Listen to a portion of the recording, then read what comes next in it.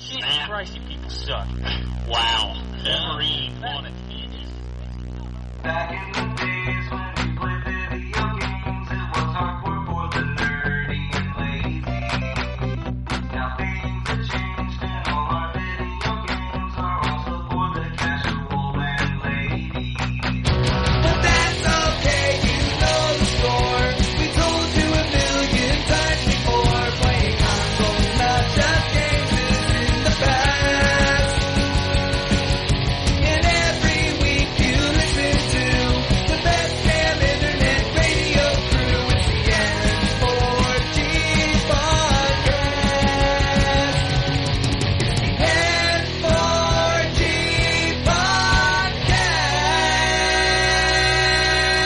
podcast. All right, it's time for another week in 4G Radio. This is episode 709 for August 8th, 2022. And on the show this week, we got Drew Hey, I'm here. and the Wombat 2. Anthony is dead. I'm not dead. You're dead.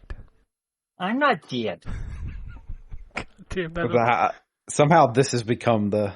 You know what? I discovered, I was listening, what was I listening to? Costumes. I was listening I have a Puzzle Samsung. Puzzle Quest. Puzzle Quest. I was listening to a podcast the other day with Jeff Grubb on it. I forgot there was another Jeff Keighley line that was pulled out of that same presentation, where if you cut it off early, it just says, Master Chief comes. the sound bite just stops right there. Have you seen the Cyberpunk one? No, what is the cyberpunk? You can become. Oh my god, hold on. You can become. Okay. Yeah. The world is There's- a weird place. Is it Keeley saying this? No. Oh. It is Keighley saying the Master Chief one. He's like, Master Chief comes. In Night City, you can become. Oh, cool. Well, I don't know that I'm going to play that. I don't know how loud it is. It's funny that you guys are talking about this right now because I literally just booted up Cyberpunk. I thought you were going to tell me that you just come, and I was like, what? And Hold on. I don't see that option on the screen. You haven't made it to Keanu yet, so, give it It's time. true. Anyway, now Getting that cocked. Yeah, all of it's just great, like, cut off, like, you can become. Welcome. all right, I'm glad we started off on a high note. Yeah. Guess we can talk about video games. I'll go to Drew first. Okay. What's going on? Play the Yakuza 5. All right. That's, it's a long game. Yeah, all those Yakuza games are pretty long. Yeah.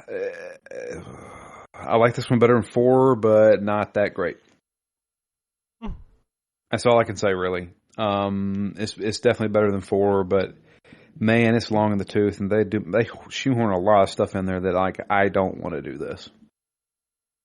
Like every character has their own little side thing that they can do. Kiryu can do taxi driving, and Sajima can do hunting out in the woods, and Haruka is a dance idol, so you have to do like Beat Mania. Oh snap!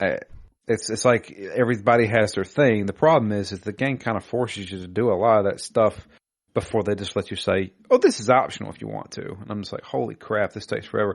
The new guy, the new character, is a ex-professional baseball player. So guess what he does? Plays He baseball? does baseball. He goes to the batting cages and improves his swing and stuff like that. And I'm just like, I don't want to do this stuff.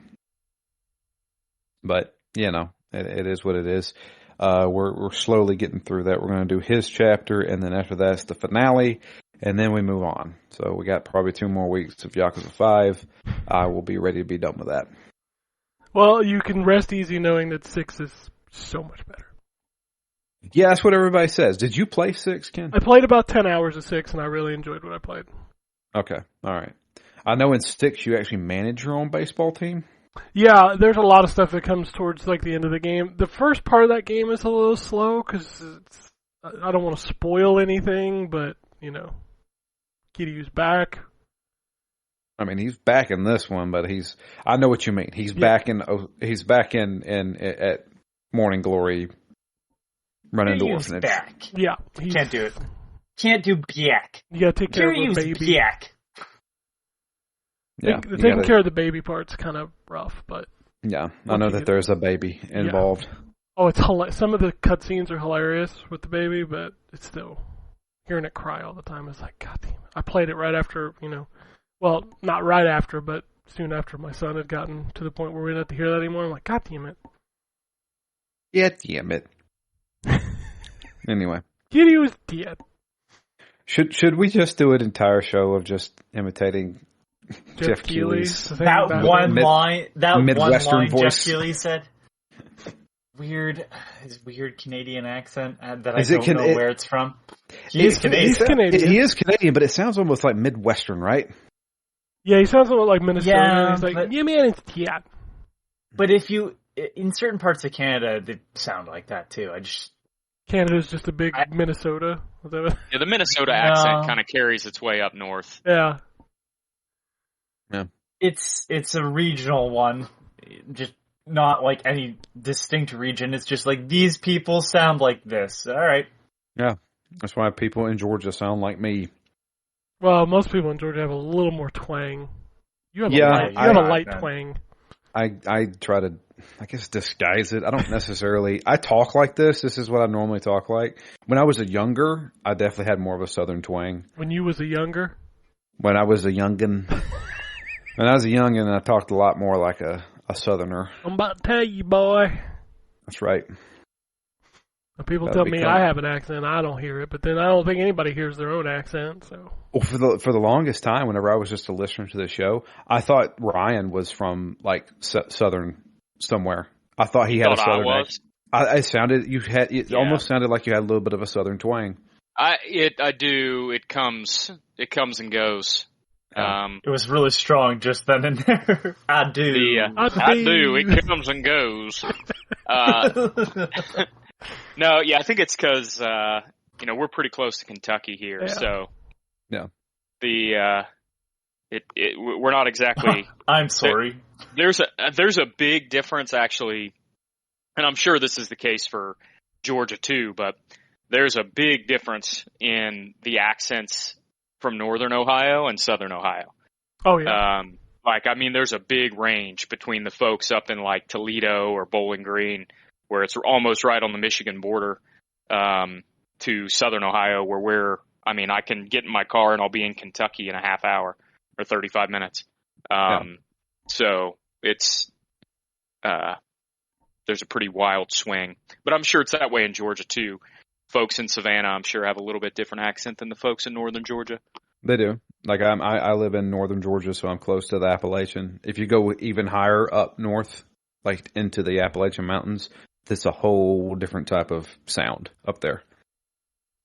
So, yeah, it's interesting, dialect and stuff like that, especially just for regions. Like, you can hear somebody say something of like, oh, that guy's probably from Texas, while this guy's probably from Alabama or Georgia. There are differences to it. But, oh yeah, it's anyway. crazy how that works. Like how languages work between regions. Like how did that even come to be? Yeah, and apparently the southern United States sound closest to the people who originally came from England over here. I guess the southern drawl is a lot like the British accent. At least that's what they say. Dialect teachers say. Except for the Rhotic R, which is I think mostly in the Northeast. The Boston accent. Yep. Anyway, video games. Couple of things I do want to mention because there was a quest this week that had you play Rise, Son of Rome. Yeah, I'm not doing that again. I've played that. I've played probably 4 or 5 hours of that game before. Every time I do a quest for it, I think, I should probably just play through this whole game. That game is it's great. Quality. That game is great. It's quality. Yeah, it's quality. And it still looks great. And I was like, I should probably just keep this installed and just play through it. Because I was like, it's actually a pretty decent time. I mean, it can get monotonous after a while because it is basically just... Remember, you could do the Connect calls. Yeah, you could tell them to fire and stuff like that. Yeah, no, that's gone. Yep. Connect is dead. Connect is dead. But can you still hook? Can you hook up a Connect to the Series X? No, it doesn't have a port. No. Gotcha. But I played that. Tried out a few other small things that came out, like what was that escape room game that came out on Game Pass? It's called Escape Academy, right? Is it the Escape Academy? I can't remember. So. I played a couple of levels of it. That's kind of interesting. I feel like the controls are a little wonky in that game. I feel like I had to adjust like the look speed because it felt like I was just jerking everywhere, kind of thing. Yeah. But no, that was kind of neat. I like the art style of it, and it does have some pretty decent brain teasers for you.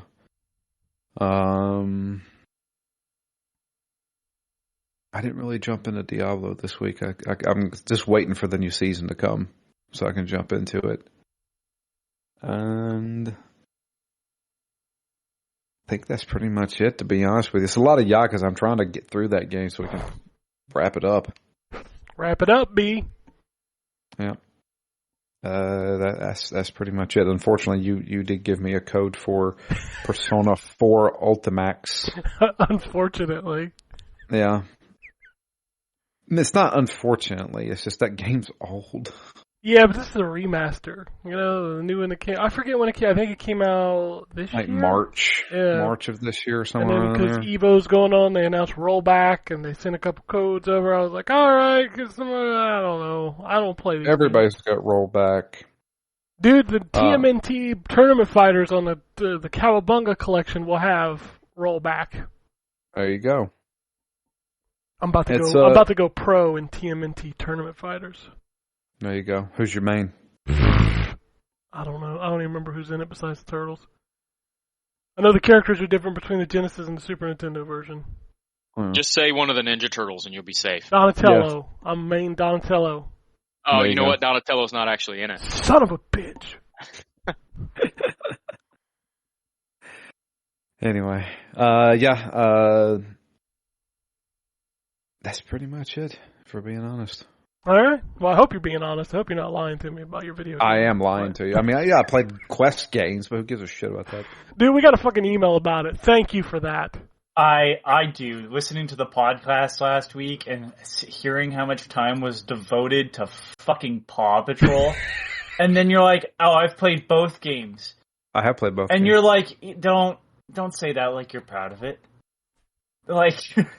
And then you'll be like, listen, I don't have to pay. I'm like, you pay a lot. And Ken says, you pay. I'm like, good. Ken's on the same page. This is not a benefit.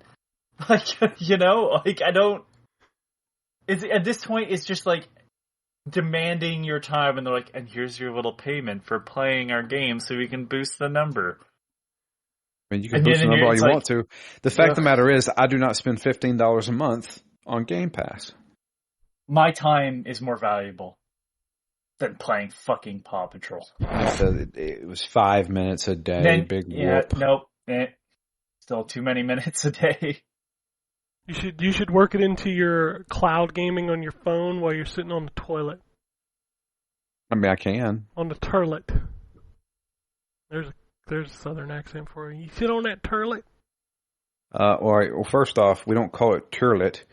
It's called a commode. Thank you very much. The commode.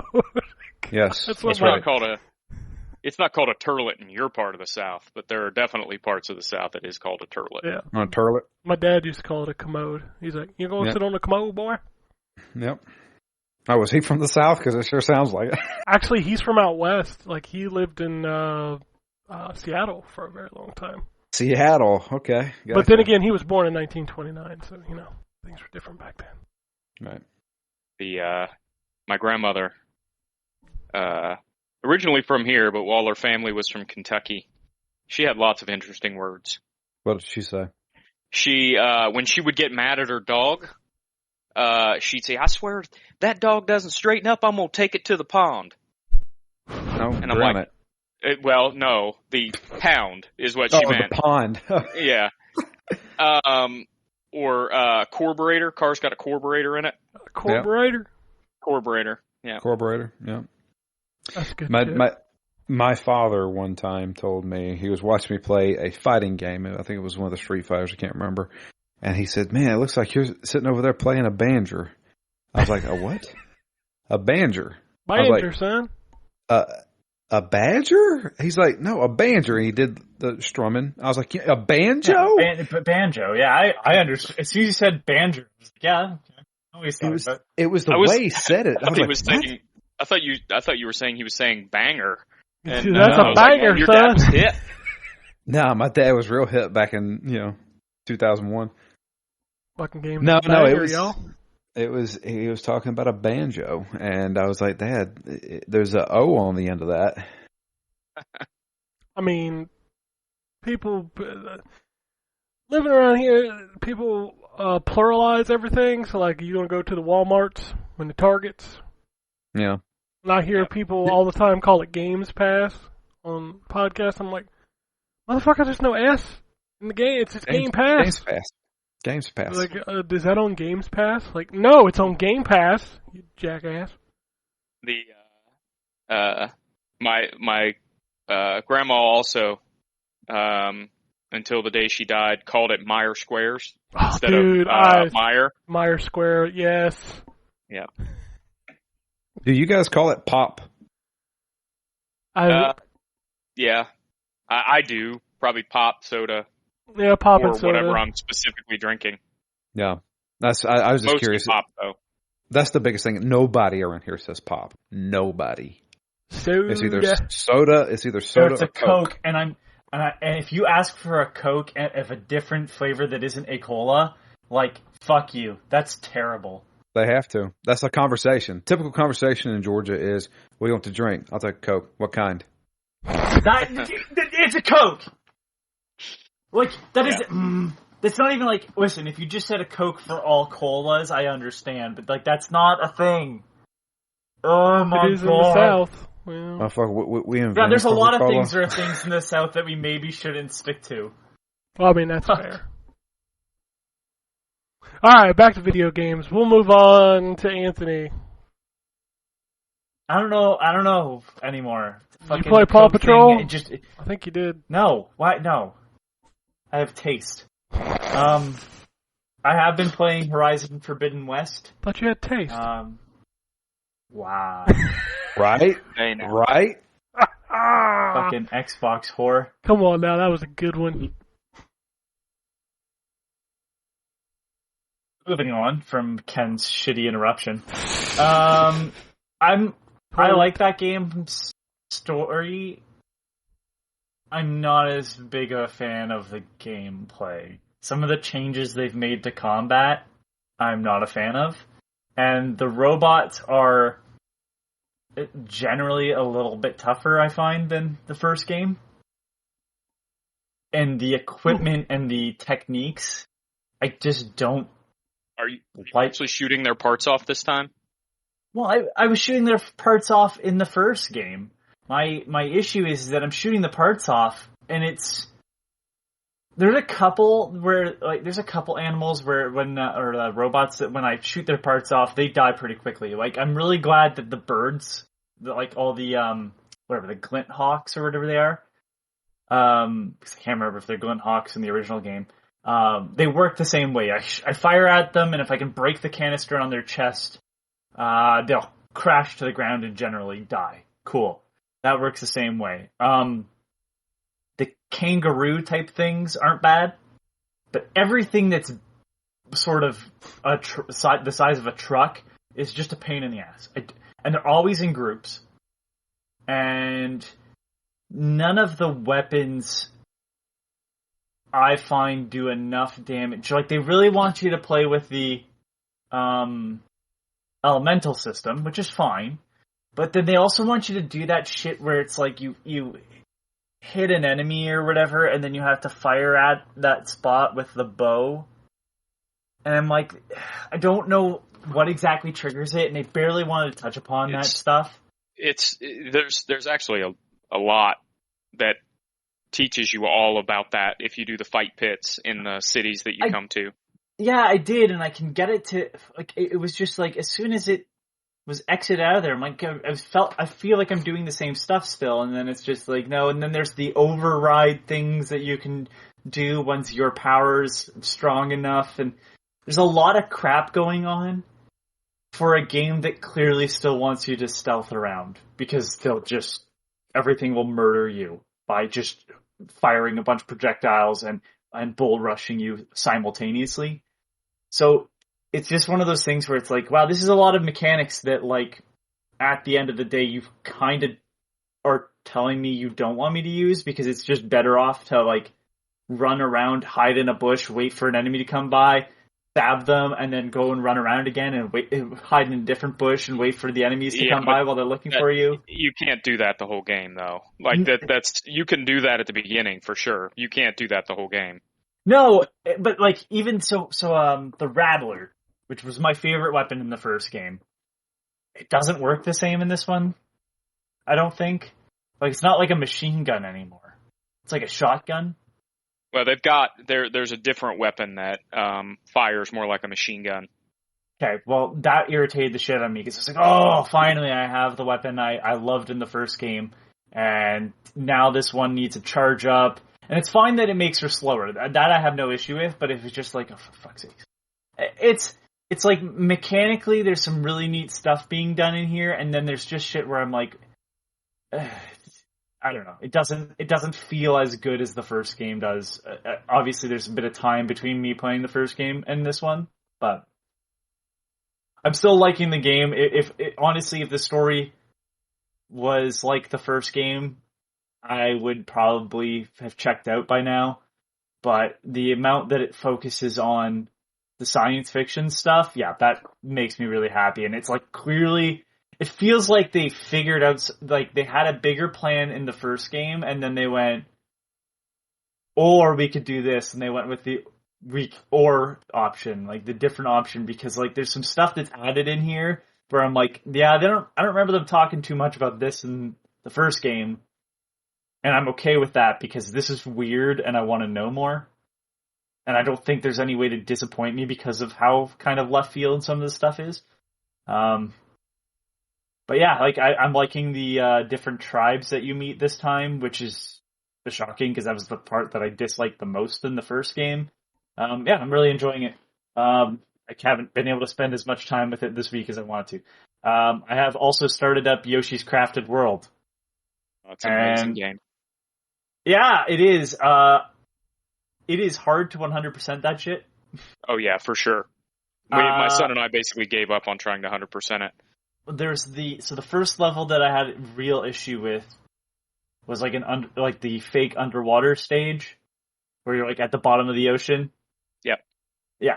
And I couldn't see, because I forgot that there's stuff in the background sometimes. So I'm looking at all the big stuff, and then there's like one little gift box that I had to hit for a red coin, and I was like, God damn it.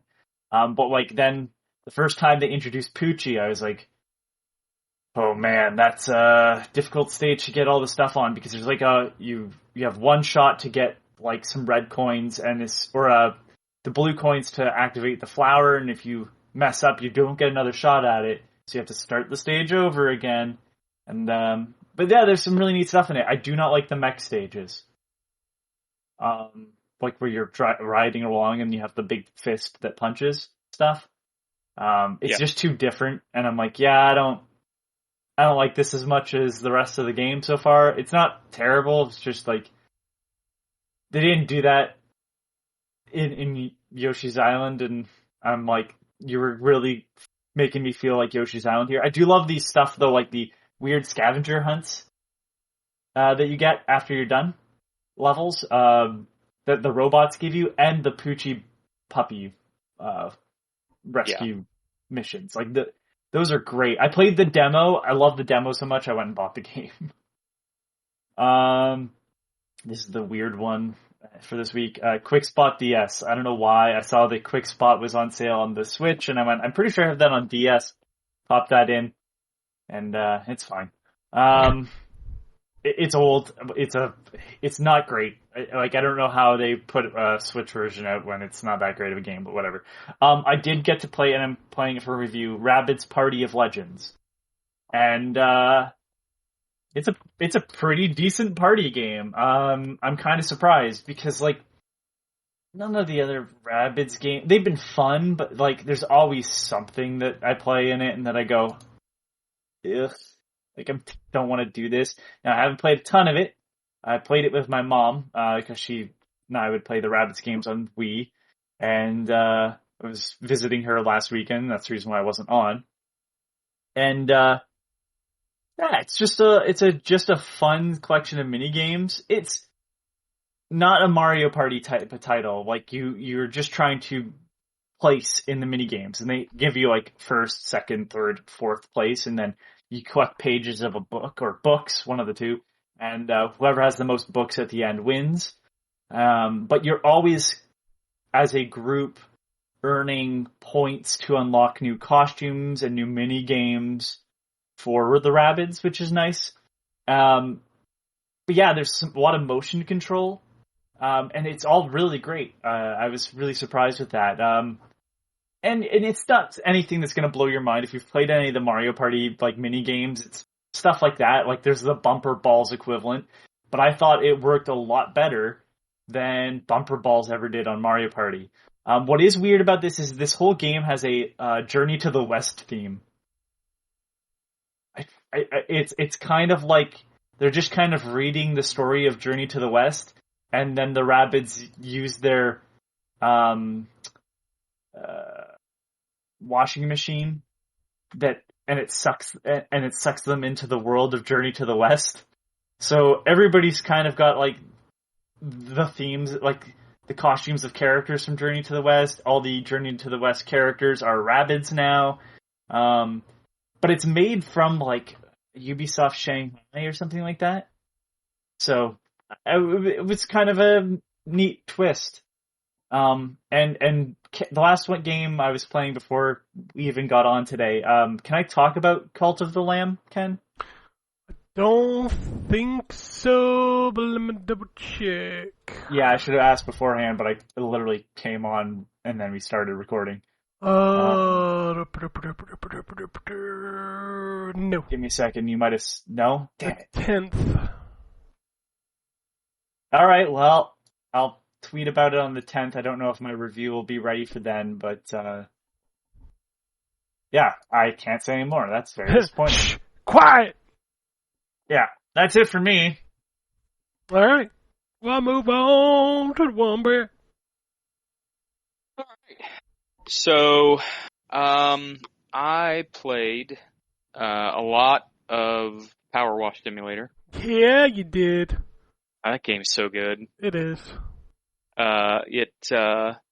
It's just so, in addition to just being satisfying, it's very, like, intuitive. It all makes sense. It's easy to, like, there's no sort of, like, there's nothing confusing or tricky or anything like that about it, which is, it's a nice game to just be able to kind of turn your brain off and, play for a little while. Some of those levels are long as can be. Mm-hmm. I'm on the skate park right now. Oh man, that's a long one. And that one is huge. I don't think it's as long as the playground, but it's pretty freaking long. Yeah, it's pretty long. I like so I did the old lady in a shoe house, Ken, and saw the text messages, which are pretty funny. I also did the Hansel and Gretel house, which was also pretty funny. Oh yeah. But yeah, I like the game a lot. I'm enjoying it. It's a good game to just kind of take a break with every now and then. Mostly I've been playing Dragon Quest IV, and again, I'm really enjoying that. I'm on the fifth chapter right now, which means I'm basically gathering up all of the companions that I did the backstories for in the first 4 chapters. I've got one more guy that I have to go collect. That's where I'm at now. That's but the after, one where you start as the knight, right? No, so Dragon Quest IV.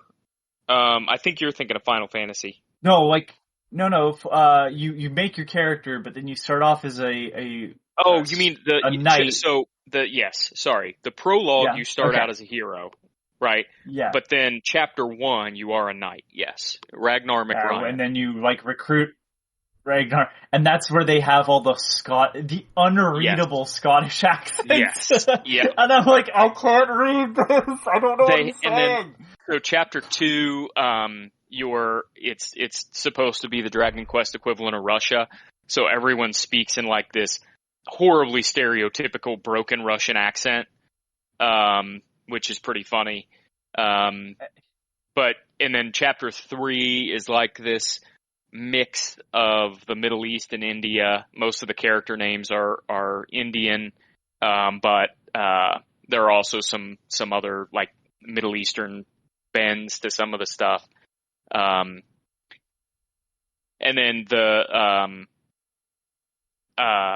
chapter with the merchant is like everybody kind of has an Irish accent. I love it though. It's funny. It adds a lot of character. It's a lot of fun.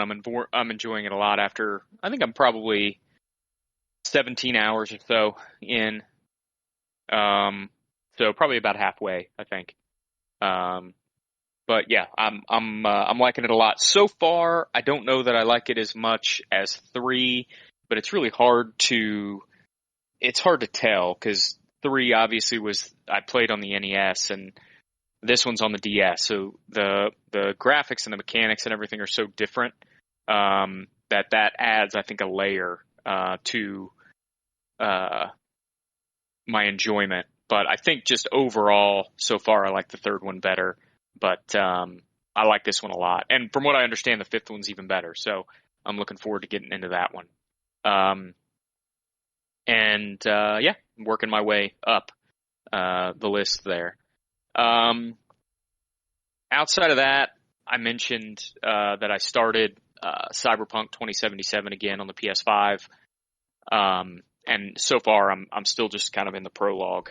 I could have used the saves from the PlayStation 4 version because I played that actually on my PS5.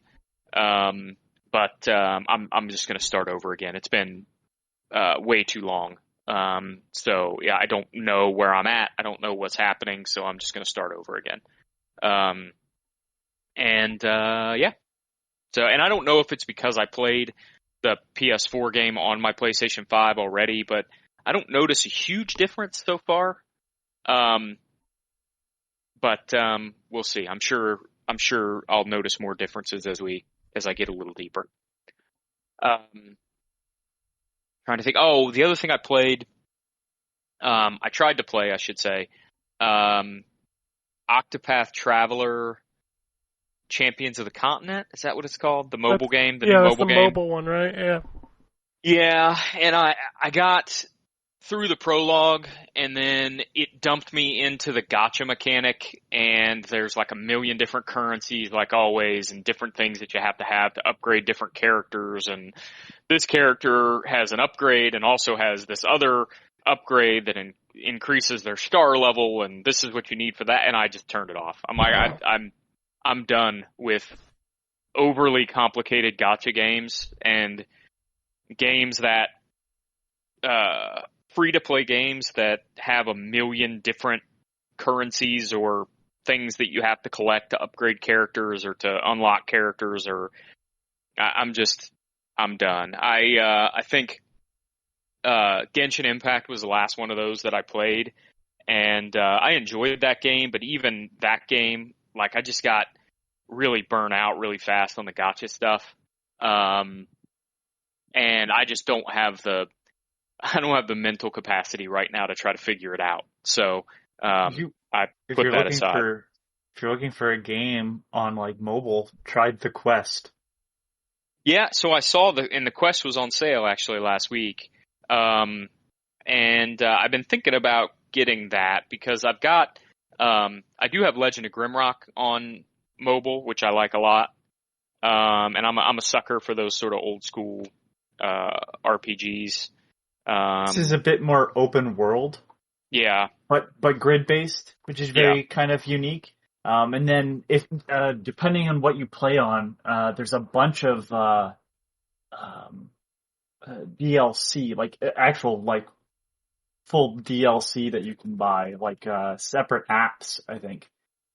They were on the original iOS anyways. And I just actually got an iPad and I just reinstalled the Quest and all the, DLC. Nice. Yeah, I may have to check that out. I'm starting to think that maybe I've just gotten to a point where the only stuff that I really want to play on mobile is like super simple puzzle game stuff. But I could try an RPG. I tend to find that the times when I have my phone in my hand, the part of my brain that's stimulated by overly complex or in-depth games is usually turned off. So, but we'll see. Maybe I'll give something else a try. But yeah, Octopath was just way too complicated for me. I'm sure it's good. It looks just like the console game. But I just can't. I can't do it. So yeah, that's it for me. All right. I can finally talk about Sword and Fairy. If you want to know about that game, that's East Asia Soft action Chinese mythology game.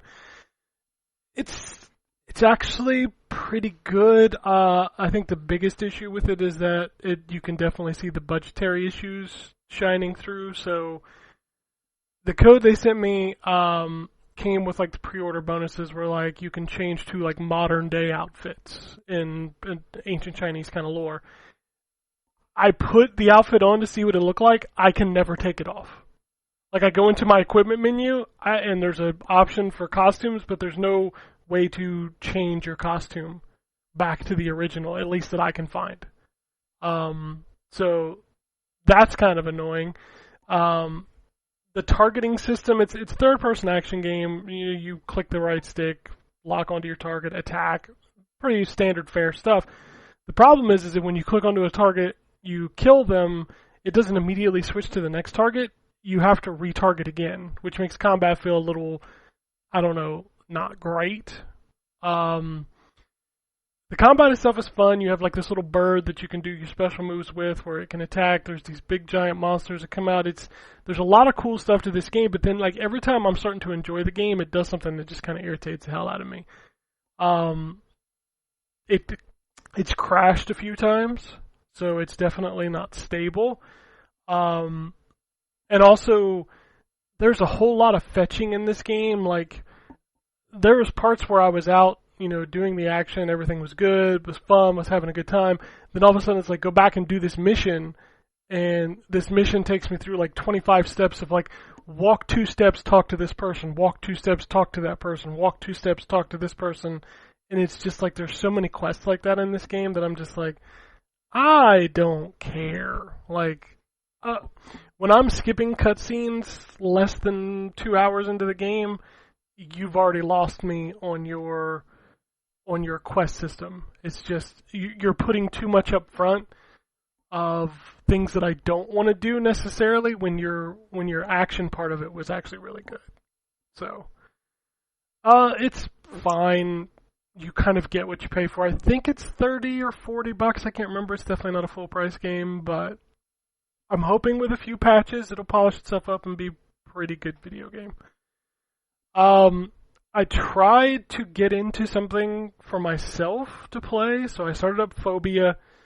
That game is really good, but there is a lot of, like, it does not tell you shit, and sometimes I just don't have the patience to deal with some of that. Like I was telling you, Anthony,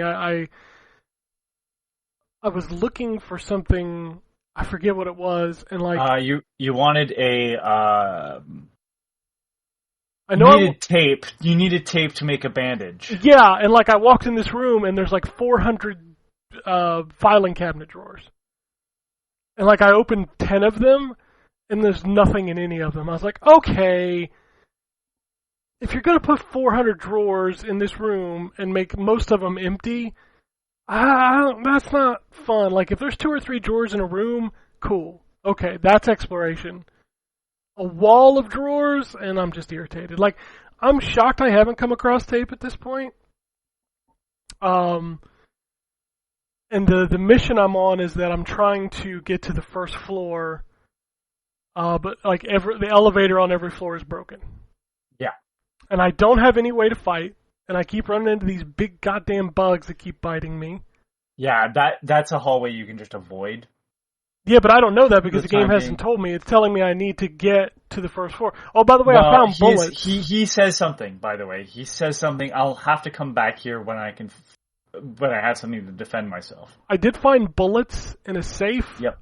But I don't have a gun yet. Yeah, but you'll get a gun and you'll have like a ton of ammo. And that was one of my few complaints in my review was, okay, but your response to not giving me a melee weapon is to give me a bunch of bullets. So, I don't know, it was a very weird choice to just be like, and all the combat's gonna be ranged. I'm still not sure of why that is, but it didn't ruin the experience for me. It was just a very weird choice. Yeah, I need to get back to it. I feel like maybe this is one of those games where I keep a walkthrough handy because I do get frustrated. Like, there was one point where I had to refer to the walkthrough that was sent to us for the review, and when I looked at it and I found out what I had to do, I was like, oh, I'm just stupid. Okay, it was literally like right in front of me, but I stared it in the face and didn't see it.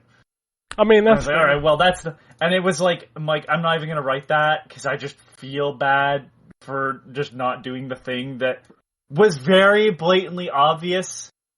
Yeah, I definitely feel the detective vision mode thing though, like where I'm constantly pressing the button. When you require somebody to use like a different view, here's just a suggestion. If there's any developers looking at it, make it faster. Like, don't make it clunky if I've got to constantly switch between the views. And Phobia is it's very slow. So that's... Yeah, I think that's to make you feel a little bit more nervous, because you got to put down the gun and then pull out the camera. Yeah, but if I'm doing it so much to, like, solve puzzles... Yeah, generally they won't ask you to do that. You know what I mean? Like, they're not going to be like, and pull that out, and oh my god, there's an enemy. They don't do that shit. Yeah. I'm not, spoiler, I guess. They do a lot of tension building, but they're not cheap assholes about it. That hallway sequence with the fire was definitely one of my favorite moments, so.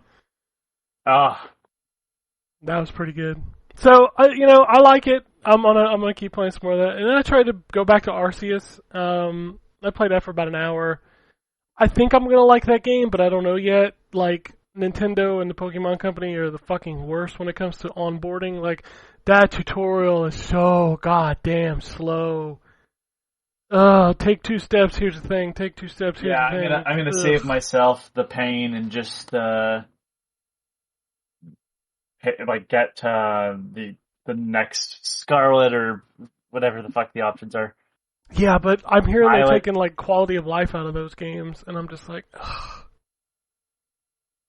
I don't know. Yeah, but I'm gonna have to. My thing is like with Pokemon, you're gonna have to sit through a tutorial anyways. So. Well, I'm about 2 hours into Arceus. Maybe once I get through the tutorial, I'll be okay. Because I like what I played. I feel like the game just... Like, the crafting tutorial is one of the most hilarious things ever. It took me 5 minutes to do the tutorial. It's literally picking 2 options on a menu and pressing A. That's not crafting, that's just combining 2 items. I don't need a conversation that is that long. Even as a kid, No. I remember watching that fucking... Hold on. I remember watching the original games, How to Catch Pokemon tutorial, and I wanted to bash that old man in the skull. Oh my god. Because of how terrible it is. And then you throw the Pokeball, and you're just like, Pokeball! No. Yeah, but that's what it felt like. He's just like this crazy old man who can inadvertently glitch your game if you do a certain amount of things in an order after talking to him. But it's just like terrible. Yep. Ah. These fucking onboarding tutorials really irritate the piss out of me. But when I'm playing that game, it's fun. Also, can you not name your Pokemon in Arceus? I don't know. I haven't played Arceus. Like, when I got my starter... I don't remember. I never rename them, so I don't know. When I got my starter Pokemon at the beginning where you pick between the three, it did not give me an option to rename it. So, what the fuck? I can't make funny names for my little pocket monsters? That takes part of the fun out of it. Venus used Harden. Ha ha ha. Okay. And then I spent some time playing some fighting games because EVO's going on. It always gets me hype, play some fighting games. So I revisited some King of Fighters 15. I still haven't bought the DLC for that game. Maybe I should at some point. And then I went and played. As I do every week, I'm always messing with my old games. So I went and played some classics that Wombat will definitely be happy to hear. I did play some Mortal Kombat Gold. I played through like 2 arcade runs on that. That game is still fun. I like that game. Now the game Wombat's gonna roll his eyes. I also booted up Mace the Dark Age because of course I did. Oh. I can't help but be that guy that, plays these old bad fighting games because I want to see. And then out of curiosity's sake, I went back and revisited Killing Zone. Oof. Oof, oof, oof. That game. That is the generic ass PlayStation as generic ass PlayStation gets. Holy shit. I've never even heard of this game, so I looked it up, and wow. So, the guys that made this game also made Battle Monsters for the Sega Saturn, which I also played this week. Battle Monsters is one of the coolest premises that I played in a long time. I think kind of Smash, but with like movie monster characters almost. It's kind of cool, but boy is it rough to play on the Saturn. Those pixels do not look good today. It's hard to tell what's going on. But yeah, that same company made both of those games, and they're both not great fighting games. Anyway. Yeah. But no, it's Evo. I always want to play some fighting games. When I was going back to my old games this week, one of the things I was testing, I was like seeing what game had cheats. Because like, I could just fucking cheat in these old games. So I like gave myself infinite health in Mace the Dark Age and just played through. Because fuck it, nobody actually wants to play that game, you just want to see it. That was pretty fun. Also, it's really hard, I don't know what configuration you use for N64, but like, having the C buttons mapped to the right analog stick in a fighting game is kind of a pain in the ass. Yeah, I agree. It's, I was just getting ready to say, like, that's the only... So I have a USB Super NES and a USB NES controller, but those two I never have any trouble with my existing controllers. No. I just bought them mostly for nostalgia more than anything else. The N64 one is the one where I think, man, I should really probably just buy a USB N64 controller. That's the only controller, I mean, outside of the fucking Jaguar controller, but who the fuck would use that anyway? Like when I play old games, I'm like, how do I, like, what is the best way to map this? And I'm still trying to figure it out in my head, like, because I don't think it uses the bumpers. No, wait, it does use one bumper because the 64 had the 2 L and R and then the Z trigger. So, like, one of the bumpers is already taken. So, I don't know, man. It's hard to map that. Yeah. Anyway. if you're gonna buy a USB one for your emulation needs, go for the Brawler 64 USB edition. Does Because, RetroArch, good lord, I have one of the... does it recognize it in RetroArch? Do you know? Fuck if I know. It's a USB controller, so... It should, in theory. Mm-hmm. Alright, so then the indie games. I can roll through these real quick. There was Roll the Cat, which is literally what it says. It's a puzzle game where you're rolling the cat into its bed. Frogun, that game is cool. That is like a PS1 style visually. Where you're on, like, it just drops you into a... It's very much a PS1 style game where it would drop you into a map. You have to solve the map. Collect some coins, kill some enemies. Your gun is a frog that the tongue pops out, and you can, like, use it to platform or to, like, grab enemies and throw them. This game very much feels like an old PS1 style game. Azure Striker Gunvolt 3. I mean, we all know what those are. Those are the Mega Man X clones from Inti Creates. It's still good. Afterwave Downfall is a game where it's like a horde game where you're in like a little boat and it's almost like a shmup where you're going forward shooting enemies. It's not great. Gigapocalypse is sounds cool, like you pick a kaiju and then it moves left to right and you use the analog stick to point and tell it what to attack, and then you can use special powers, but it's a constantly moving game, so it's almost like a runner. So there's like a lot of things you can do to like upgrade, and I don't know, it's a weird game. I didn't care for it. It's kind of slow.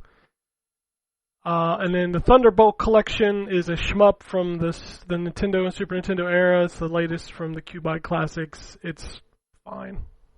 It's a shmup. Speaking of shmups, I also played through Gunbird, because Gunbird still rules. And then, like Ryan, I played a bunch of Power Wash Simulator, because that's my shut my brain off and just wash shit game. And it's pretty great. And I think that's it. Of course, I played Overwatch, but... Alright, so let's talk about what's coming out this week. August is a big month, but there's a lot of slow weeks leading up to the big games. This week is another kind of slow week. We've got 2 Point Campus. These are the Xbox Series X PS5 games. 2 Point Campus coming to Game Pass. We've also got Arcade Paradise. As Anthony mentioned, Cult of the Lamb is out on the 11th. Rumbleverse. Remember that game before Multiverses took the air out of the room on that one? That's the Iron Galaxy, like, Battle Royale fighting game. That's out this week.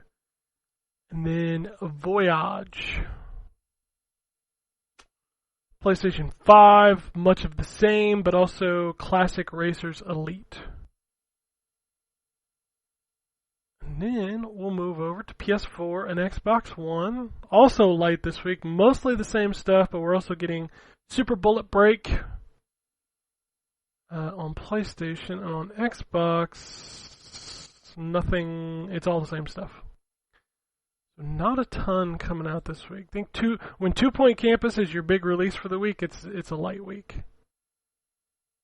So we're going to move over to the Switch. Alright, lots of games over here. Monster Destroyer, Tyrant's Blessing, 2 Point Campus, also coming to Switch. Book Quest, Cleo, A Pirate's Tale, Lost in Play, Arcade Paradise, Cat Slide Tiles, Call to the Lamb, also coming to Switch. Japanese Nekosama Escape the Sento. There are like 10 Jeopardy games coming to the Switch this week. Jeopardy Play Show. Okay. Yeah, like Best of the 1980s, Captain's Classics, College Championship, like there's a bunch of these. And they're all separate games? Yes, all separate games. Strange. Last Threshold, Sengoku Princess. Oh boy, this is a long title. Shin-chan, Me and the Professor on Summer Vacation, The Endless 7-Day Journey. Based off of Crayon Shin-chan. Yeah. That is one title. Sakura MMO, and that's it. That's your releases for the week. It's a light one. Alright.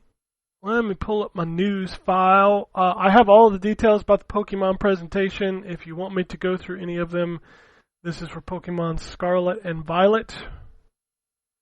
Pokemon World Championships will be held on August 18th through the 21st. Pokemon Go is running an event in Sapporo, Japan, featuring Ultra Beasts, and the Pokemon Go Fest finale is on August 27th.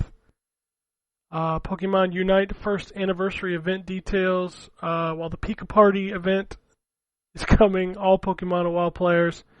Buzzwole is also making it on time, August 3rd, events coming in September. Pokemon Masters EX is celebrating its 3rd anniversary with some events. The Trainer Lodge, a big content update, is arriving in August.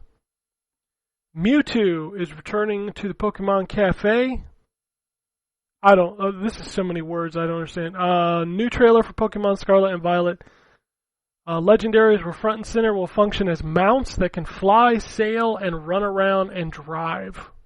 Yeah, it's funny because they look like motorcycles, but then they still run with their legs. Yeah. Just like, why? But whatever. Multiplayer was a huge focus of the trailer, as was in-game lore. Treasure hunt event and new treasure-like form of Pokemon. And a new Pikachu distribution event is confirmed. So, yeah. Pokemon Scarlet and Violet. Coming this fall. Xbox Series X and S both got new tools, as they call it on the internet this week, to unlock more power in the Series S. I think that the hardware team say they freed up about like a few hundred megabytes of memory for the Series S and the newest GDK. So games can now run better. Boy, if you didn't hate Square Enix for what they did to Tomb Raider, you might hate them after you hear this. So, Tomb Raider's 25th anniversary was this year. It felt kind of weird that it came and went, and like Crystal Dynamics was celebrating it, and Square Enix was talking about it, and like then we didn't get any announcements. Well, what happened was, according to a rumor I saw this morning, there was a remake of the first Tomb Raider rebuilt in the new Tomb Raider engine that was supposed to come out, and Square Enix canceled it. So, nothing can disappoint me with that company anymore, because it's just like, I don't know what the fuck they're doing. I mean... Nope. Multiverses Season 1 has been delayed. They're having some issues with some things, so they're going to push it back. They are going to allow the Battle Pass to continue.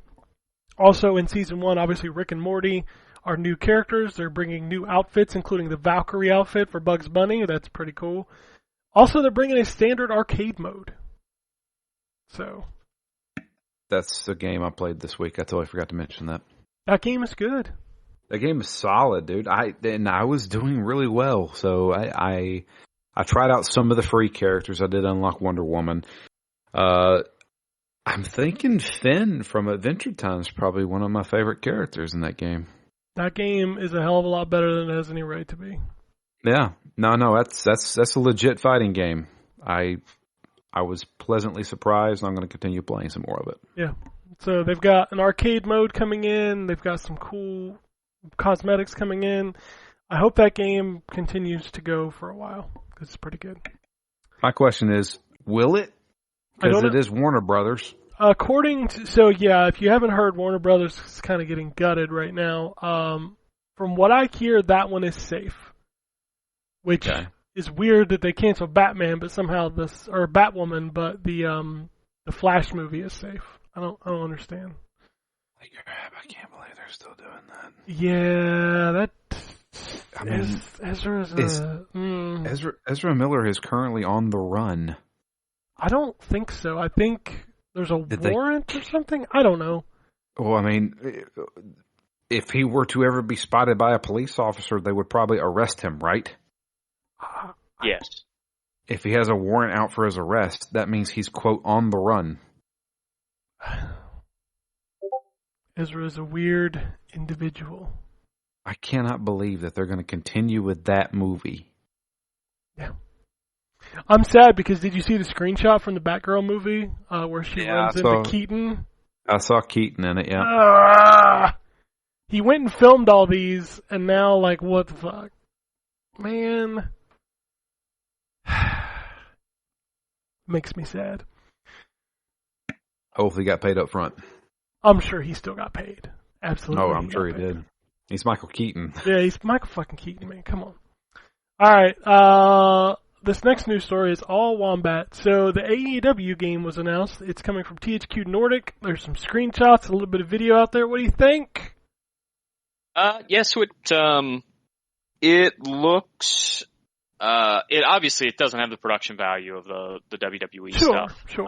But it looks like it plays more like the N64 wrestling games, which I'm all about. The director of the game is the director from No Mercy, so that obviously gives me a lot of confidence. You know, animation-wise, graphically, it doesn't look all that great. It's still early, but as long as it plays like those N64 games, I'm all in. Yeah, Truth be told, I saw screenshots of the last game. That didn't look too hot either. The last what game? WWE? The last WWE game. Yeah, I mean, it looked okay. I go back and forth. Hopefully the game plays well.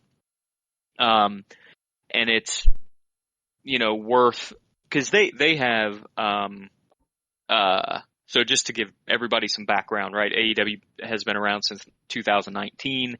It's owned by the Khan family, and who also owns the Jacksonville Jaguars and Shad Khan. I think Fulham Football Club.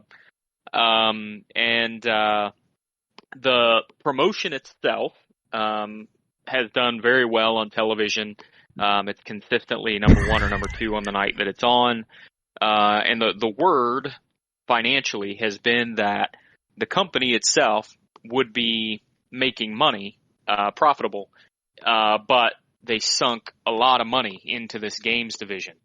And so I hope that the game comes out and sells well enough and is good enough to have been worth that investment. Because I do feel like they're probably, even though, the game came out several years ahead of time, I do feel like there probably would have been an opportunity for them to work with Spike on some AEW specific DLC for Fire Pro Wrestling. That may have been a sort of a cheaper way to get into the game market before they had, the financial resources to sort of build something like this. But my hope instead is that this game is really good, plays well, and that it not only gets people into, buying the game, but also hopefully the game gets people into the product if it's good enough and it plays like the N64 wrestling games. So it seems like AEW is pretty popular, and a lot of the fans of the AEW wrestling in general are usually gamers. So I agree. Yeah, there's definitely a nice intersection there. WWE obviously has a lot more viewers. Dynamite, which is the flagship AEW show, averages somewhere between 900,000 and 1 million viewers a week. And, WWE Raw averages between probably 1.7 and 2 million. And SmackDown, because it's on network TV, is usually between 2 and 2.25. So there's obviously a lot more people that watch WWE and a lot of people that watch exclusively WWE. But I think you're right, Drew. The segment that watches AEW also tends to be the more sort of hardcore wrestling fan. Those folks are generally very financially supportive, and also tend to also be big gamers. So, especially since a lot of the workers there at AEW are big gamers. And Kenny Omega, Kenny Omega is a huge gamer, huge in the fighting game community, is very involved in was very involved in the Street Fighter Online community, and he's a big gamer, and I know he's sort of the EVP there that's kind of in charge of the direction on this game. And I believe it was his sort of direction that led them to get the game director from No Mercy to work with Ukes on this new game. So we'll see how it goes. I'm cautiously optimistic. Everything except for sort of the visuals looks very promising. The visuals, obviously, if this one does well, they'll be able to improve the production value by the next one. But it looks like an arcadey, fun wrestling game, and we've been lacking one of those for a while. So I'm looking forward to it a lot. And it's got it's interesting because it's got I don't know what you call it. I'm sure there's a name for it in the fighting game community. But you know how in Street Fighter 4 and probably 5, although I haven't played 5, there's almost like there's like almost a pause when a move makes impact. Yeah. And it's got that built into it as well. Yeah, it's like a hit confirm kind of thing. Yeah. So yeah, I think it looks pretty cool. I'm looking forward to it for sure. If nothing else, I'm looking forward to it because I'm sure that there'll be I mean the wrestler roster will be really good. And they've already said basically that it's going to be very casual friendly. So you don't have to know 8 million button combinations to be able to do the moves. It'll be, again, much more like No Mercy or WCW Revenge. So definitely looking forward to it. Yep. Does the ECW still exist? No. So ECW obviously got bought by WWE right after actually WCW was bought by WWE. That was 2001. WWE in 2006 brought it back as sort of a minor league promotion, kind of a feeder ground for some of their younger talent. That got replaced with NXT in, I think, 2012 or 2013. And so, yeah, ECW really hasn't existed since 2011, 2012, somewhere in that time frame. I remember when they brought it back, I was watching a little bit of it with my dad. I remember he would watch the Raw and stuff like that. And I remember ECW, and the only thing I remember from from watching my time with ECW was like one of the popular guys was a guy who would beat you with a fucking stick. Yep. So Sandman probably is who you're talking about, who always carried a kendo stick, known for coming out to, so in the original ECW, not the WWE ECW because they wouldn't pay for the rights, but in the original ECW, known for coming out to Enter Sandman by Metallica, and his entrance lasting longer than his matches most of the time because he would just wander around the crowd drinking beer and smashing the beer cans on his forehead to the point that almost always by the time the match started, he was bleeding from the forehead because he had smashed a beer can across his forehead. So I guess that's why it's extreme. Yeah. Yeah, no, ECW was something else. Yeah, I remember that. Like I said, I haven't watched wrestling in years. The last time I was watching it, John Cena was still relatively new. And I remember like every week they would always have, what was his name? Carlito was always there. Oh, yeah. He's been gone for a long time too. Mostly, I think wrestling for his dad's promotion in Puerto Rico. Yeah. That was. I would recommend, and I say this to a lot of folks who've kind of lapsed from the business. I would recommend just watching AEW Dynamite one week and just seeing if you can get into it again, because the product over there is so much better than what WWE has been putting out there. Now, since Vince McMahon has left, who's taken over that? So his duties kind of got split up. Stephanie McMahon and Nick Khan, not related to the other Khans I talked about before, are kind of co-CEOs at this point. And Triple H has taken over as the Director of Talent Relations and also Head of Creative. So, which he ran NXT, their feeder system, for a long time. So there's a lot of optimism from folks now that Vince is gone, which all I have to say about that is Vince is gone probably 15 years too late. He should have been gone a long time ago. His ideas were way outdated, in addition to the fact that he's just kind of a shitty human being. But we'll see. I think it's going to be a long haul for Triple H to be able to change anything fundamentally about their culture there, and sort of the not just the creative culture, but also sort of the winner writes the history culture. I mean, he just did an interview after, and again, there's a lot to unpack here, in addition to the fact that he's basically where he is in his career thanks to Vince McMahon. You also have to remember that his wife is Stephanie McMahon, so Vince is his father-in-law. But he's done some interviews since that haven't necessarily convinced me that he's learned the lessons that he should have learned. And that the company will be in a much different position moving forward. He's, still out there telling lies about how the wrestling business was only in smoky bars before Vince took over and made it national, which is just completely untrue. But I don't know. We'll see. He's already convinced some wrestlers who had either left or been fired to come back.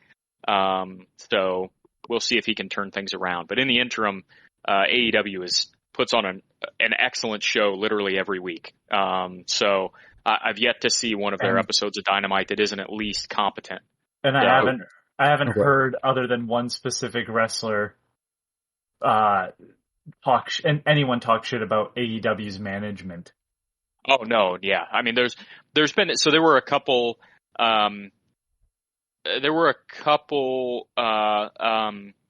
especially early on, company or wrestlers within the company, especially black wrestlers in the company, that had left and had some extremely valid criticisms about the lack of diversity on the roster, and how the few black wrestlers that they had weren't being used to their fullest extent.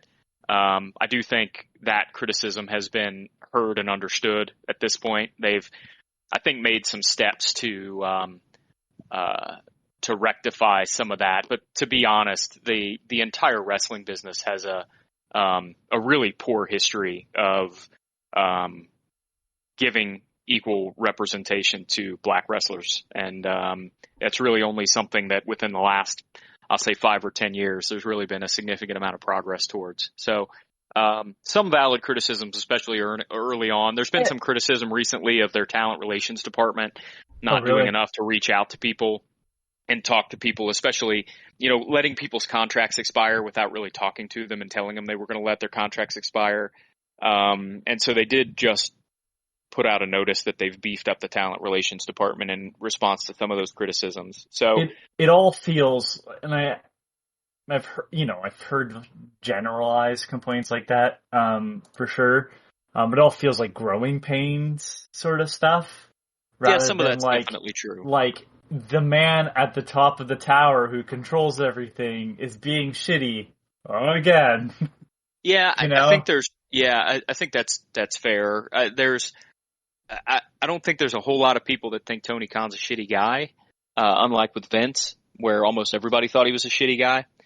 But what I do think is persistent, is that he has way too much on his plate, because he runs Fulham, he runs something for the Jaguars. I don't remember what it is, and he has all of AEW, and now he has all of ROH on his plate as well. So he needs to do a better job of delegating, I think is pretty clear, which it sounds like they've started to do. So you're right. I think growing pains is a big part of it. And then some of the diversity stuff, I think, is probably more ignorance than malice. But the outcome's the same. So I'm pleased that they've done some work in that area. But yeah, anyway, that's your wrestling tangent. That's your fault, Ken, for asking that question. Well, real quick before we move on, I have 2 questions for Ryan. The first one being, if I were to sit down and watch an episode of Dynamite, would I actually understand any of it?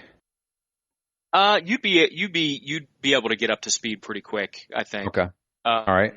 I mean, yeah, especially so. What may be best, Drew, is they have what is traditionally one of their biggest pay-per-views of the year coming up Labor Day weekend called All In or All Out. Sorry, All Out.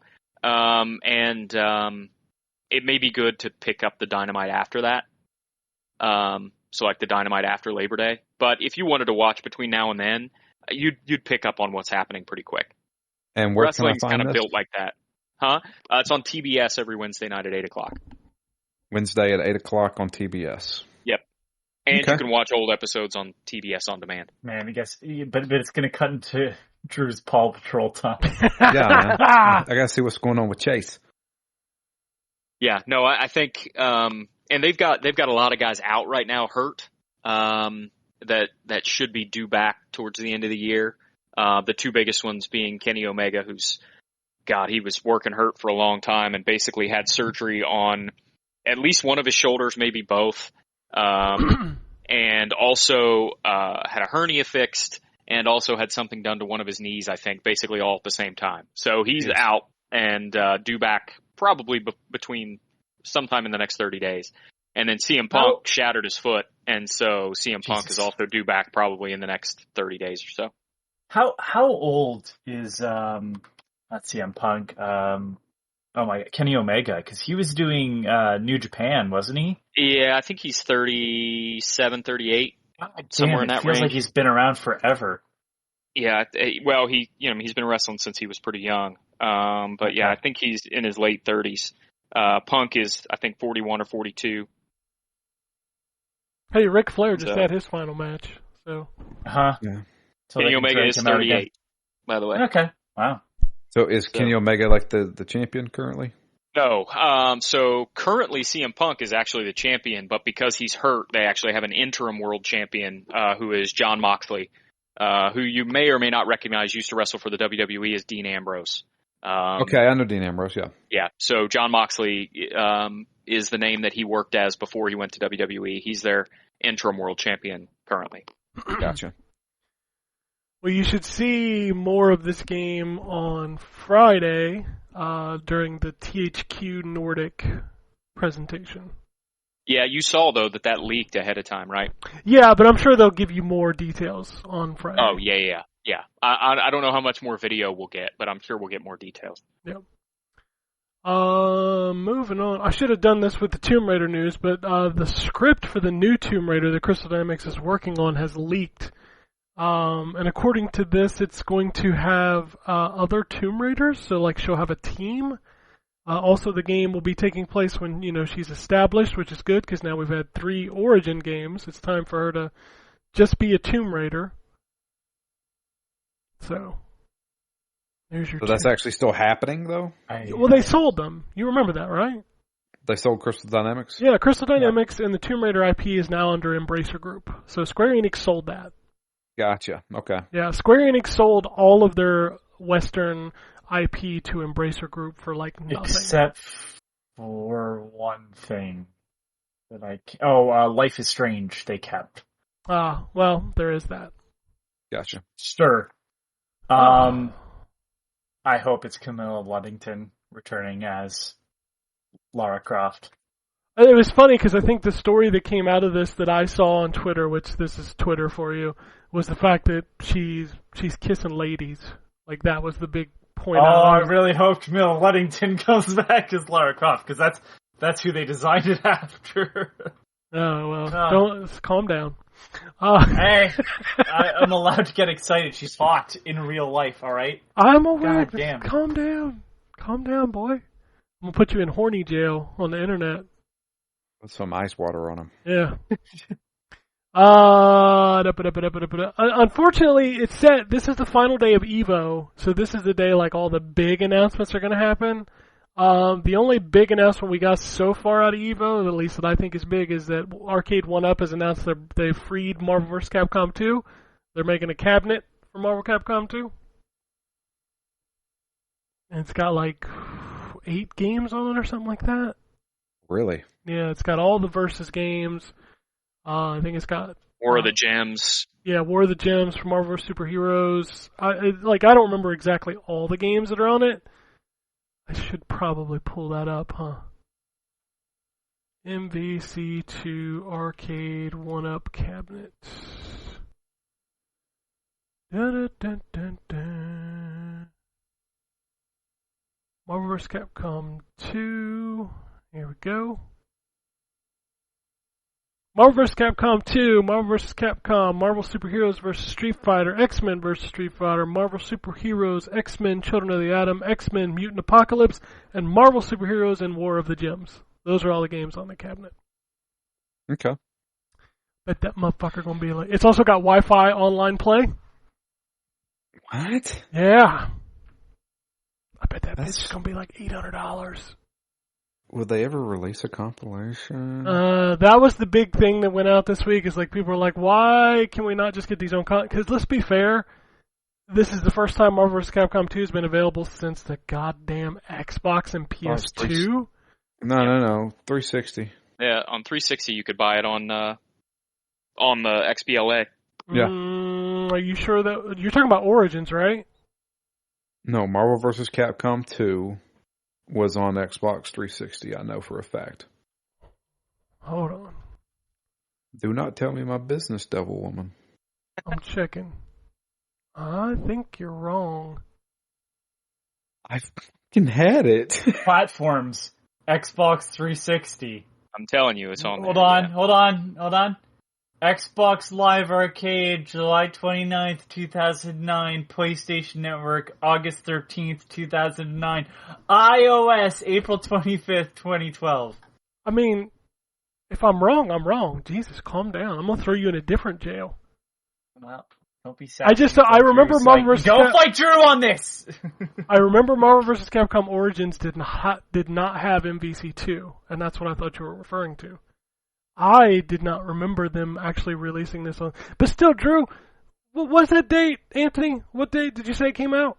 It doesn't matter. That wasn't the argument, Ken. No, but answer my question. What date did it come out? It wasn't the point. You said it didn't come. Oh my God, to, could somebody just fucking tell me? I'm not arguing. I just said I was wrong. 2009.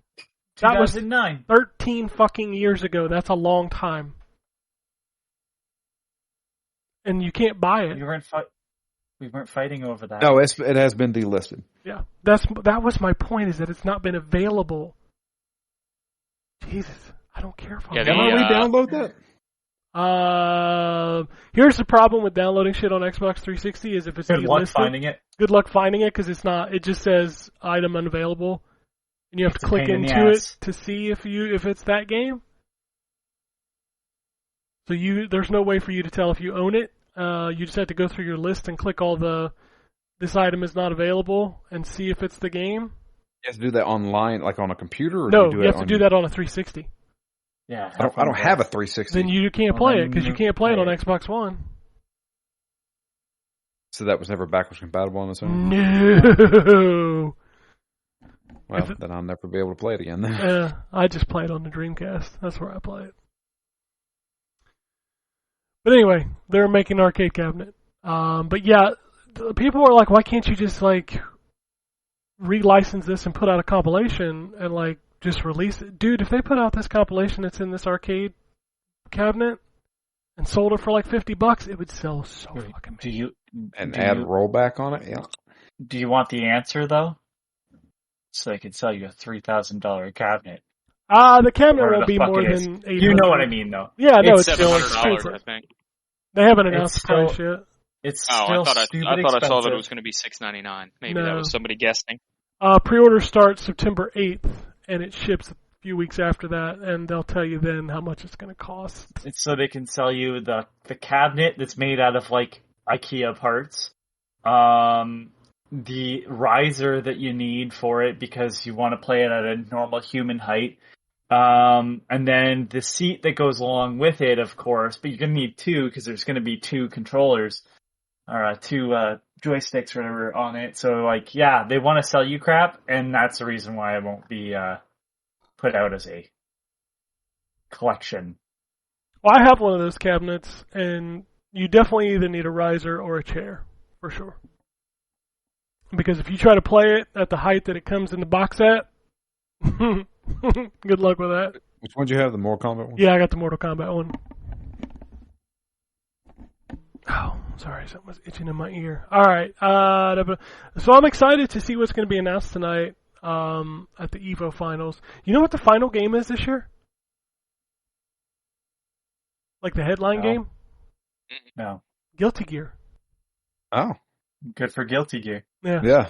It's today's finals are King of Fighters, and then Tekken, and then Street Fighter, and then Guilty Gear is the headline. Yep. Interesting.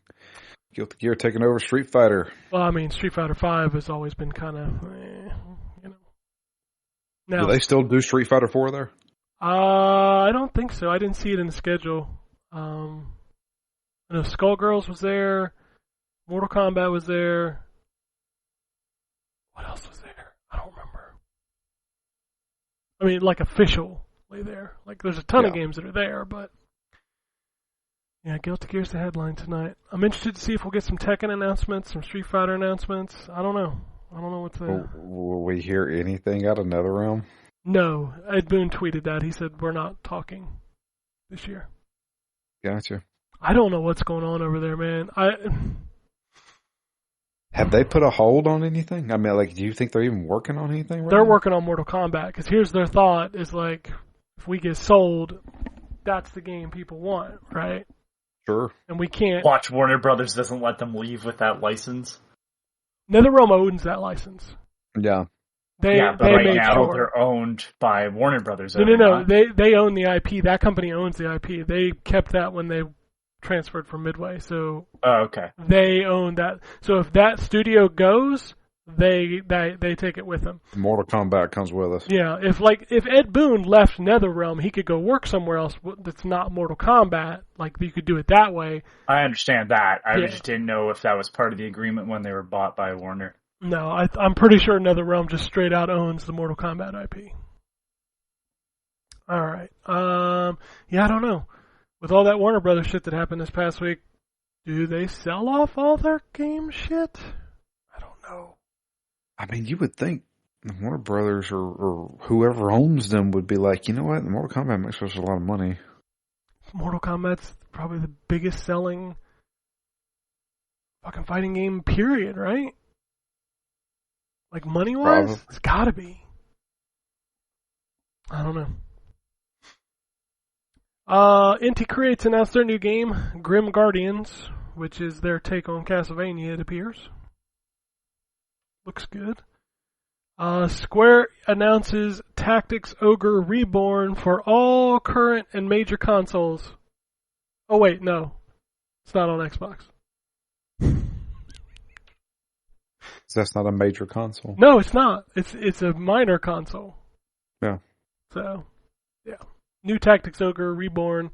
So basically almost everything from that NVIDIA leak a while back has come true.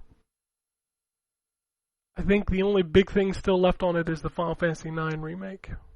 Honestly, I'm still kind of pissed that the Mega Man Battle Network stuff's not coming to Xbox. I'm pissed about that too because I have all of the collections on Xbox.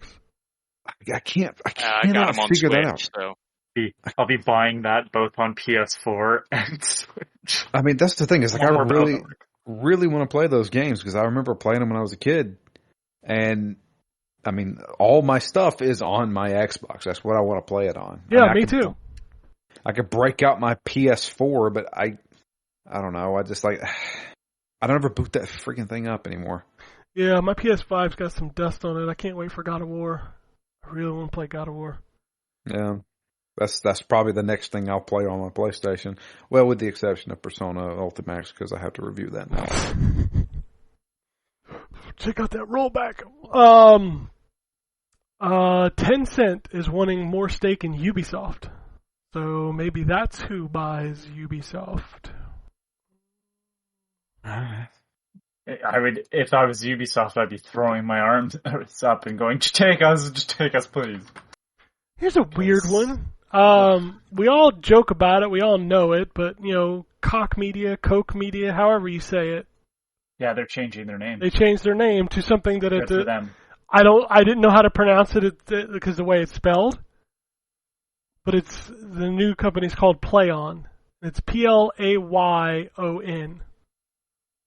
I was Very like, smart of them. But at the same time, I'm like, why change your confusing name to a confusing spelled name? You know why? Because fuck you, that's why? No, because they don't want to be like with the name Coke Media. They didn't want to be related to the brothers. They're not related that's to true. Yeah. the Koch brothers at all. And so it makes complete sense. They're like, yeah, fuck this. We're not part of that family. We don't want anything to do with them. We're done. Is the Koch brothers? Billionaires, I don't know. Billionaires. Yeah, billionaire arch conservatives. Yeah. Okay. Game Pass. Go ahead. Yeah, I was gonna say. I think there's like oil. They're frackers essentially. Okay. Yeah. Game Pass is currently testing a family plan in Colombia and Ireland. People did the research, did the math. According to what they found out, it looks like it's going to be $24.99 a month for up to 5 total people. So you could buy it and share it with 4 other accounts. That's kind of bananas. Yeah, very weird testing markets, but I'm not complaining. It's not like, oh, how dare they. It's just I don't think I've ever heard of those two being like test markets for that type of thing. Maybe Correct me if I'm wrong, but wasn't this what they were originally planning with the Xbox One? Yeah, so essentially, you can just like share all your games or whatever. Yeah. That kind of thing. This is essentially that, I guess, but it's only for Game Pass. So technically, Drew, you could buy $24.99 a month and then share it with 4 unique Xbox Live accounts. Right. Which is good for a lot of people, especially for like what it says it's for, a family plan. If you've got multiple Xboxes in your house, everybody just gets the games, everybody gets to play online. But what people are going to be doing with this is they're going to pool their money and, hey Drew, pay $24.99, I'll send you $7, that kind of thing. Right. So, well, that's technically allowed. They don't have anything in their contract that says as long as they're in the same country as you. Yes, as long as they're in the same country, you can do it. And what's funny is like people out there like, how are they doing this? People are like, anytime you think you got away with something, you just got marketed to. I'm gonna tell you that. Like that whole $1 for Game Pass thing. People are like, I only paid $1 to convert my Game Pass. I'm like, yeah, but you converted it for like 3 years. So Microsoft's like, gotcha, bitch. Gotcha for 3 years. Yeah. I mean, I know you think you got away with something, but you really didn't. So Microsoft's I was going to pay for it anyway, so I just spent $1. Exactly. That's my point. Is like people are like, oh, me and 4 buddies are going to pull in and subscribe to Game Pass for 6 years for all 6 of us. I'm like, Microsoft's like, fucking cool. Yeah, we still get your money. Yeah, we've got your money for the next 6 years or whatever. So you didn't get away with anything.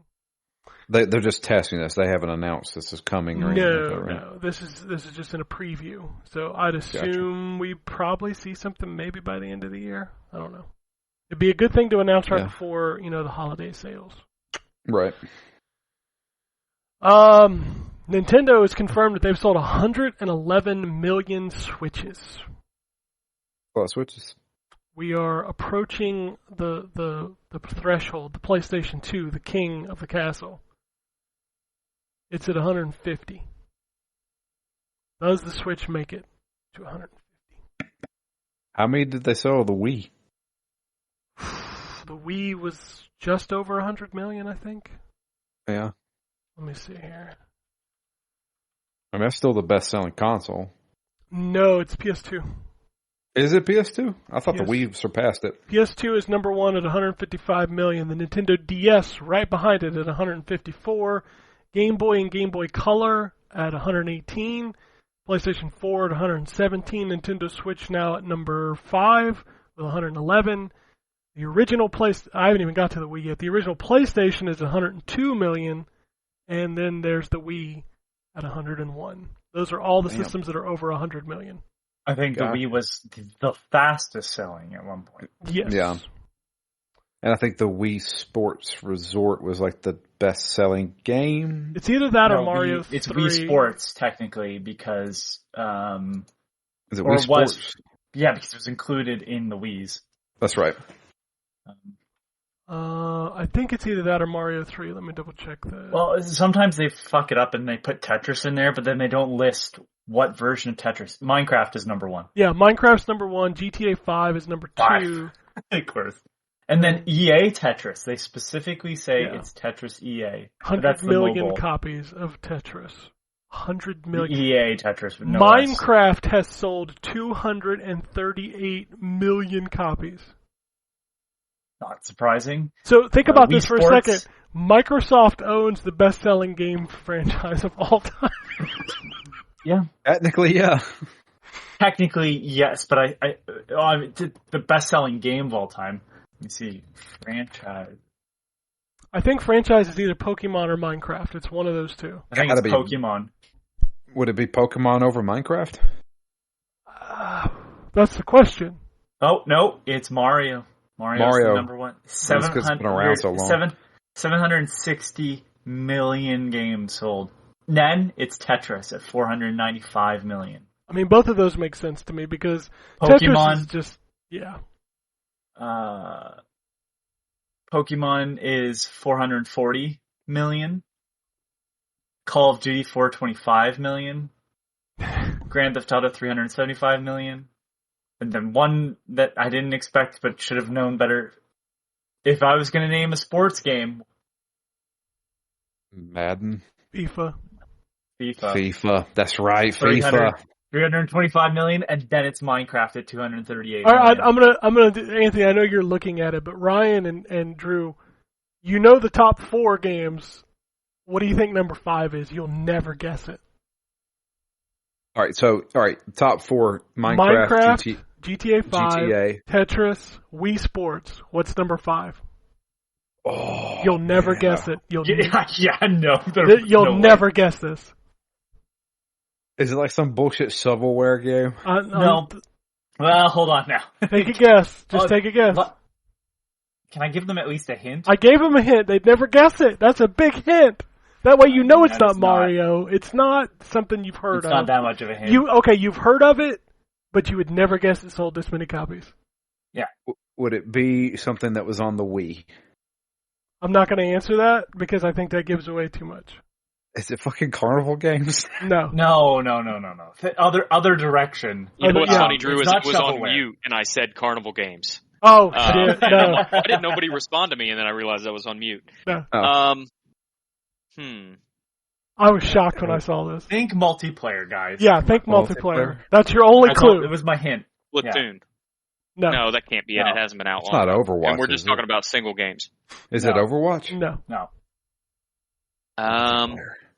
Smash Brothers. No. Stop thinking big franchises. Yeah, literally, World of Warcraft. You just Stop that's a big thinking franchise. big franchises. What the fuck? Am I nothing to you? What the fuck is a multiplayer game that's not a big franchise? This is a big franchise, but it's not something you're going to think of. It has one game in the. Yeah, there's literally one game. Oh, fucking Roblox? No, but that's free. closer, too. That's why it doesn't count. Yeah, that's also free. Yeah, you actually have to pay for this game. You have to pay for this game. Yes. You You have played this game, Drew. I have played this game. Yes. we were fucking playing this. Paw Patrol. Yeah, no. Fuck, I don't know. I don't know. PUBG. Really? Wow. 75 million copies. PUBG is above Super Mario Brothers. Shit. Yeah. No, I'm wondering if that can't believe that. includes mobile. Mobile's Right? free though, right? I don't know. Fuck Yeah, I don't know. you can play on mobile for free. I'm wondering if they count any purchase though on mobile. That could be I the don't know. case. Any purchase, Because 75 million on PCs. It's on Xbox and PlayStation. Or no, it's on Xbox and PlayStation. On Xbox. That's right. Yeah, Still. we played it on Xbox, man. Yeah, I know it's on Xbox, but I think it came Okay. to PlayStation as well. Probably. Yeah. PUBG, really? PUBG, dude. Above Super Mario Brothers, above Mario Kart 8 Deluxe, above Pokemon Red, Green, Blue, and Yellow combined. That's I mean, it's because of this. It's the Twitch stuff, man. I mean, it was like, I'm surprised Fortnite's free, but I would be like, if Fortnite was being charged, and then it would be higher than that. We have another weird entry where I'm just like, I guess it's Terraria at number 9. That doesn't shock me. Terraria is huge. Is it? Okay. Yeah, Terraria is big time. Yeah, that's like a mini Minecraft. Yeah, there's some games on here that are pretty, recent. That Human Fall Flat is tied with Call of Duty Modern Warfare, Diablo 3, and Elder Scrolls 5 at number 20. That annoys the shit out of me. Dude, kids love Human Fall Flat, dude. I know, but damn, man. I mean, like, think about the quality of Diablo 3 versus fucking jiggle physics. New games on here are the things that get me. Like The Witcher 3, that's already on here. That's at number 14. I mean, that was a big game. I forgot Kinect Adventures was... Fucking Duck Hunt is on here. That's great. I love that. I mean, that was sold with every damn copy of a Nintendo. It's crazy to look at. Like, you don't even know. Like, when you think about, like, oh, what's the best-selling game of all time? Like, you have no fucking clue. Like, some of these games that sell monstrous copies. It's crazy. Most people would think Pokemon. Pokemon doesn't even show up until number 8. It's wild to me. That's wild. Yeah. The Switch already has multiple games on here, by the way. The Switch is just a powerhouse. I mean, it's just it's the most accessible machine out there. Now, second story that I have, Nintendo sold 111 million units. Will they reach 150? We don't know. But according to Nintendo, they have said we will not have new hardware this fiscal year. So yes, they will. So, I mean, when your system is at 111 million units, do you really need to make a new one? Not particularly. Especially when you're number one every single month. Why would you put out a new system when you... And all these idiots on Twitter arguing Xbox versus PlayStation, and Nintendo's just sitting there counting money. Oh, yeah. Nintendo's just not even in the game. Let's be fair. No. They're so far ahead, it's not even funny. They're like in a racing game with no rubber band AI, and they've already lapped everybody. All right, a couple more news stories. We all knew Marvel was licensing out some games. We got some rumors here. EA is rumored to be working on a Black Panther game as well as a second single-player Marvel game, which I'm hearing is Iron Man. Mm. So, Black Panther and Iron Man coming from EA Games, maybe? I mean, the Iron Man game has to be better than that last one, right? I don't know, man. They made 2 of those, if you remember. The best Iron Man game is still the Lego Marvel Heroes. I mean, that's not even that good of a Lego game. No, but it makes you feel like Iron Man. Wasn't there a beat-em-up Iron Man game? I mean, he was in, that Avengers game, right? On the Super Nintendo? Maybe.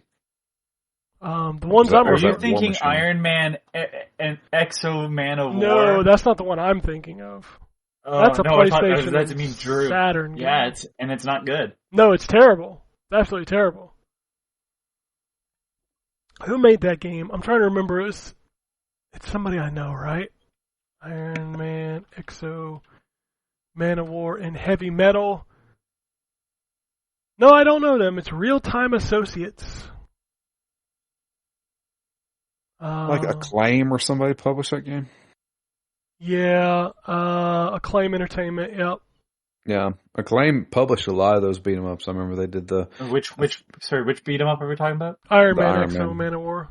Oh, well, that's because they owned Exo Man of War at the time. Uh-huh. Well, they also owned...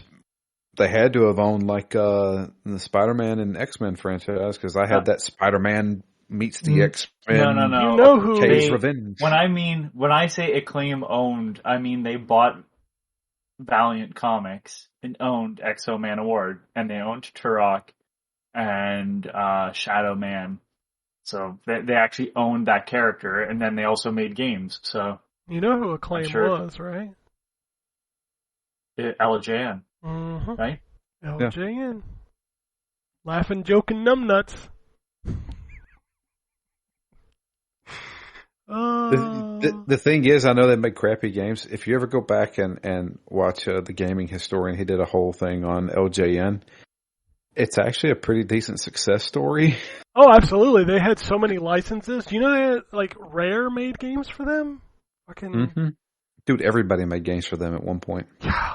Oh yeah, Rare made Beetlejuice, Wizards and Warriors. Beetlejuice and Who Framed Roger Rabbit. Both made by Rare. Wizards and Warriors were published by Acclaim, and that was Rare. Yeah. And it sucks because I wish those games were in the Rare replay. Yeah, no, that's definitely never happening. Those games are hard. Those games are extremely hard. The Game Boy one, I've only ever been able to like finish the first level. Yeah. Sounds I like owned the first Wizards and Warriors. I remember playing Wizards and Warriors as a kid. What was this? Well, the second one was it Deadly Towers? Sword. What's that? Iron Sword wasn't Iron Sword the second Wizards and Warriors? I think you're right. Yes. What was the name of that game that was, it was like a fantasy-based game, but it was like a scrolling shooter where you could play as like a knight or like a dragon. Is that the one where you fight Medusa's head? I can't remember, but it was like a top, bottom to top scrolling shooter where you actually shot like stuff at people. But it was fantasy-based. And it had like, you know, anime kind of like art style. I mean, that could be a billion shmups. I don't... Was it for Genesis? No, I know it was on NES. Thalios? I mean, a screenshot would have been better than the That's name. not the one. Yeah, that's not the one I'm thinking of anyways. No. Hang on. NES Fantasy... Boy, Googling Phelios is not a good idea. Whew. This very uncomfortable image of a woman chained up. Why is everybody gonna be so goddamn horny? I don't get it. I don't know either. Jesus Christ. Alright, while you're looking for that, I'm gonna move on to my last news story. So there was a news report came out this week. Sony, like a bunch of companies made comments about the Microsoft Activision Blizzard. One of them was from PlayStation, who said Sony is worried because they cannot reproduce a game on the level of Call of Duty. Gotcha. So, and they were also concerned that if Microsoft put Call of Duty in Game Pass, that it would change console allegiances for Call of Duty, to which the internet replied, "That's the fucking point." Like Microsoft... King's Knight. You Yep. pulled it out. All right, let me look up a screenshot. King's Knight. I got a bunch of magic cards. Okay, there it is. Game. King's Knight NES. Oh wow. That's it. Oh, Yep. that was the one that they played in Final Fantasy 15. They were referencing that old game. King's Knight. It's made by Square. Oh, there you go. That's what I'm saying. They were playing the mobile phone version in Final Fantasy 15 when you stopped to take a break. Yep. That was a neighbor of mine owned that game, and I played it. Everybody's got a weird NES story about a game they played that nobody's ever heard of. I discovered one of mine this weekend when I was digging through some old NES games. It's a game called Robo Warrior. And I owned this game. Make sure that's the right name. Yes. Yeah, but It's a Jalico game that is similar to like a Bomberman, where you're using bombs to move through these trees. And like, I have like clear memories of playing this game constantly. Because it was one of the games that I bought because the cover was rad. It's not a great game. yeah. So, anyway, that's all the news that I have. I do have a couple emails. Fuck you, Drew. Swear to God. This What? first email comes from Adam, and it's titled Paw Patrol Let's Go. That's right. He says, just gotta say, if the PlayStation Stars program ends up anything like Microsoft Point System, I'll be like Drew. I'll be playing 5 minutes of a kid's game for the points. Hell yeah. Also, I found it so funny that you start shitting on Drew's PPP, Paw Patrol playthrough, and then 5 minutes later you're talking about playing a game that's a real-life job simulator. And trust me, I'll be playing Power Wash one day. LOL. Cheers, guys. Remember, don't yuck other people's gaming yums. I wasn't yucking his yum. Drew does not want to play Paw Patrol. Particularly, but I mean, it's easy. But if you enjoyed Paw Patrol, I would not have a problem, Drew. But the fact that you're playing I can't imagine coming home from my job and then being like, but what if I then did a job to earn fucking pennies towards a service to then play more of my job? That's a little dystopian. So here's the thing. It's not to play more of my job. I earn it, and I enjoy my Game Pass. There's like 5 minutes. I'm playing all the Yakuza games. I mean, there's tons of stuff on there that I still enjoy. It was just I was playing something because A, it's free on Game Pass, and B, it's easy achievements. Literally 5 minutes. I think if we had a Twitch channel, we would totally do a playthrough of Paw Patrol right now. That would be like the thing, right? Absolutely. Yeah. I already know all the strats. Push forward and hit the A button because it's a fucking kid's game. Legit. Yeah. All right. Again, I don't yuck anybody's yum. If they enjoy game, cool, but I don't think Drew was enjoying Paw Patrol. I mean, it was just standard. It's a dumb game. I mean, it's easy. Antonio sends us an email. Says, I might try to hop back into Fallout 4. I've only played around 3 hours of it before I stopped for whatever reason. I think it was because I didn't want to build anything. Other than that, I've been mostly playing GT7 as usual. The only new game I plan on getting this month is Saints Row.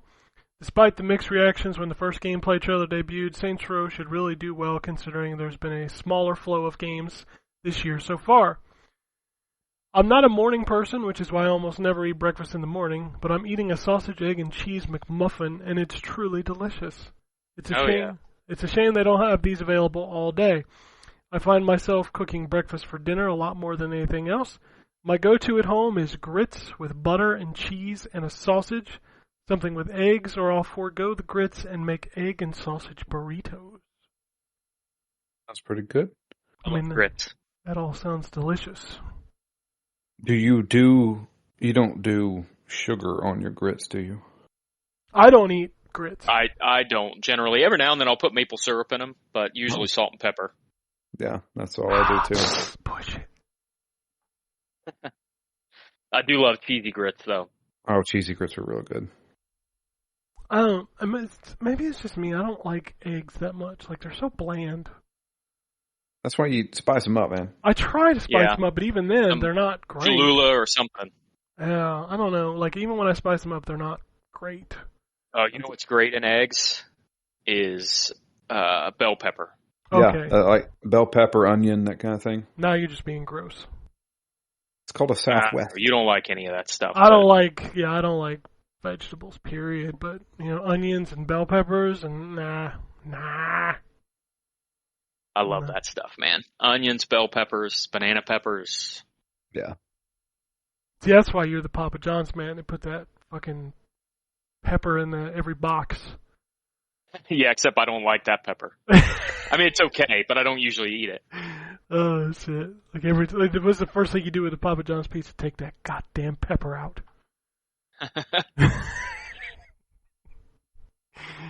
Oh, shit.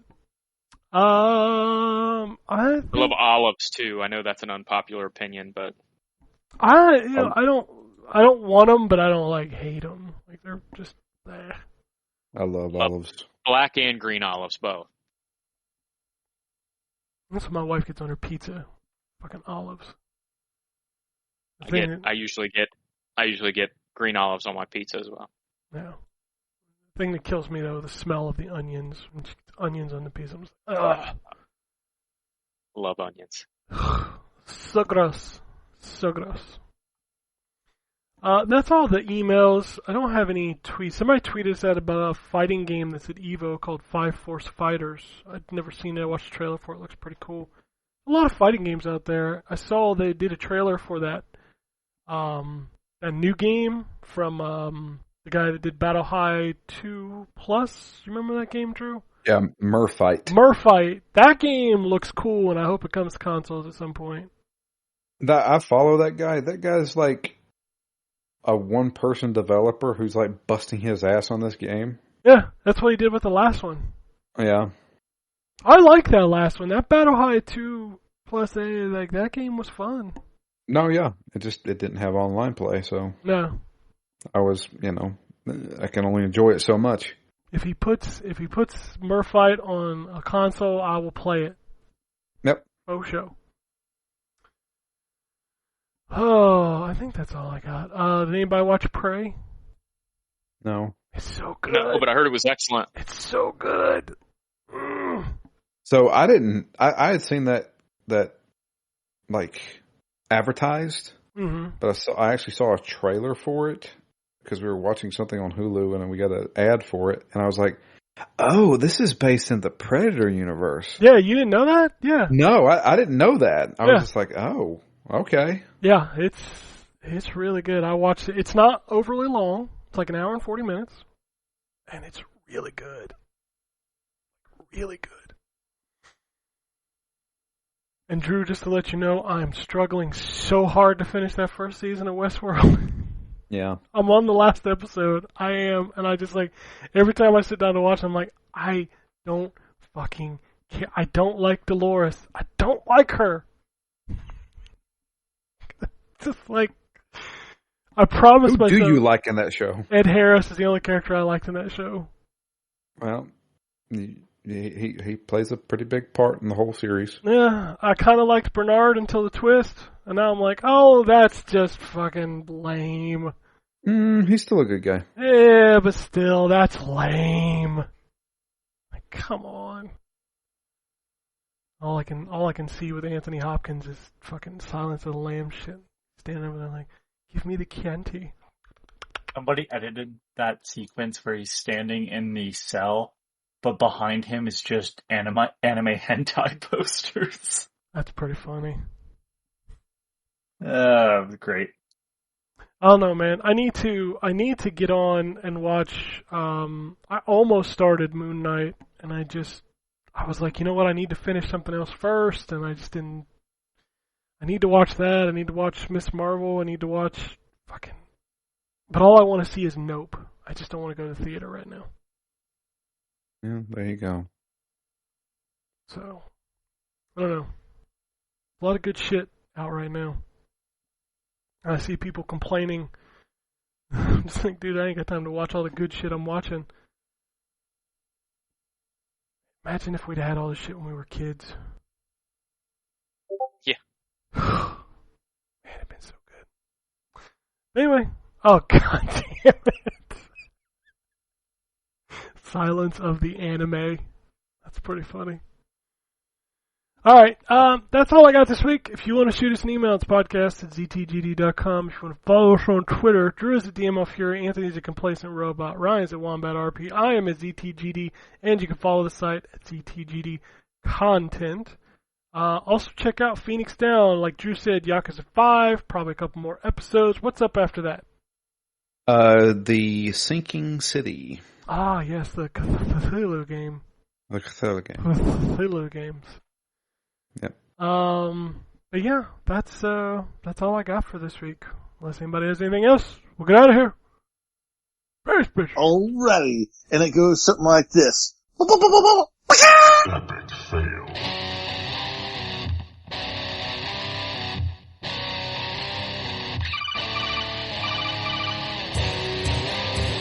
Welcome to the N4G podcast.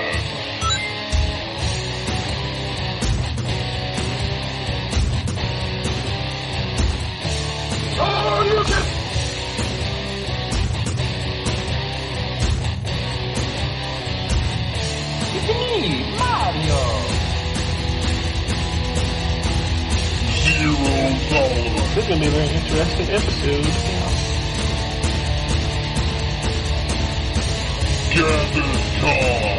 Greetings, programs. I got lost trying to find my way to the secret underground N4G Radio lair. The Wombat.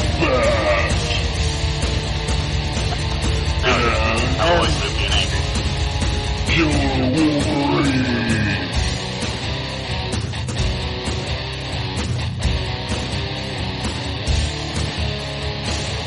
Play games, not consoles. No fanboys allowed. And then I killed the dragon. 8.0. Killed the dragon.